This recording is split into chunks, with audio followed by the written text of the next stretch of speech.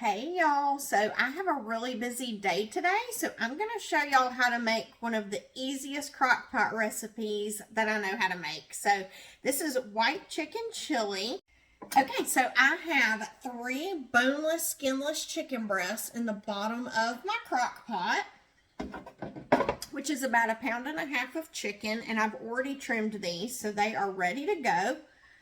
So to that, I am going to add, I have 2 cans of Great Northern beans and 1 can of white corn. So I went ahead and drained these. You don't have to worry about rinsing them, but I did go ahead and drain them.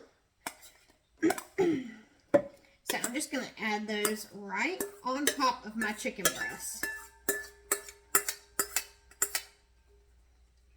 And then just kind of smooth it around and even it out.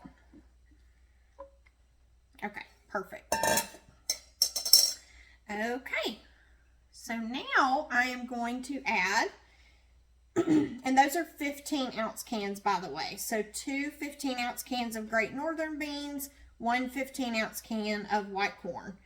And here I have a 4.5-ounce can of chopped green chilies. So I'm going to add that right on top.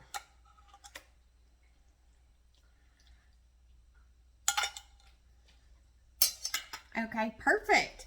All right, so now I am going to add some sweet onion. So I have about 1 cup of sweet onion left over, so I'm going to add that in. Get the last little bit out of there. I told y'all I always have chopped onions. Okay. So that is the dry ingredients. I'm going to go ahead and mix up our wet ingredients. Okay, so I moved our crock pot over to the side for a minute. We're going to go ahead and mix up our wet ingredients. So I have a 15-ounce can of chicken broth. So I'm just going to add this right in. And then I'm also going to add a 10.5-ounce can of cream of chicken condensed soup. So I'm just going to add that right in with the chicken broth. And I'm going to use my spoon to get every little bit out. Okay, so now we're just going to whisk those two together. So we have our cream of chicken soup and our chicken broth. We're just going to whisk that around.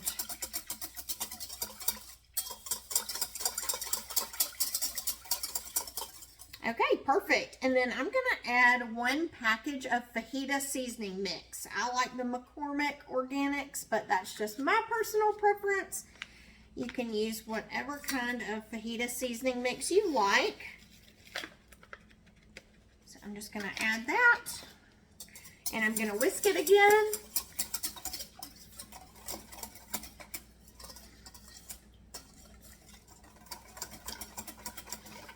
Those spices are getting to my nose. Okay. All right. Okay, so now we've whisked that together. So I'm just going to add it on top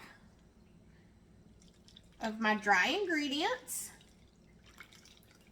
Let me get a spoon so I can get all of those spices out.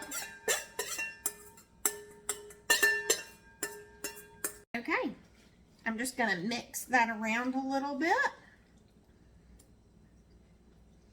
And that is it, y'all. I mean, this is the easiest dinner ever. Doesn't that look good? It smells great. Okay, so I'm going to set this on low for 7 to 8 hours. You can also set it on high, you know, if you're on a time crunch, for 5 to 6 hours. So that's it. I am going to make some jalapeno cheese cornbread to go with it, which is also a really easy recipe that I'll share next.